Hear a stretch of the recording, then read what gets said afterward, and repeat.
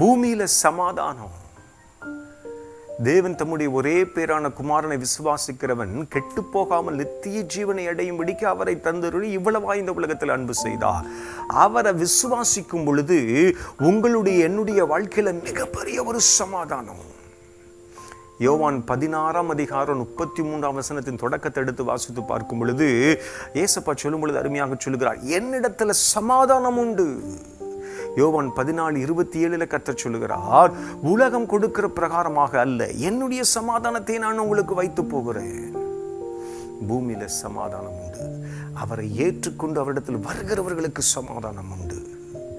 மனுஷன் மேல் பிரியம், தேவனுடைய அன்பு உங்களுடைய என்னுடைய வாழ்க்கையில வெளிப்படுமா?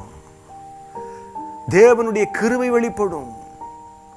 நோவாவை பார்த்து கர்த்தர் சொல்லுகிறார், என்னுடைய கண்களில் உனக்கு கிருபை கிடைத்தது என்று சொல்லி கர்த்தர் சொல்லுகிறார். எனக்கு பிரியமான தேவ ஜனமே, எனக்கு அன்பான சகோதரி சகோதரி, இந்த காலை பொழுது கர்த்தர் உங்களை பார்த்து பேசும்படியாக விரும்புகிறார்.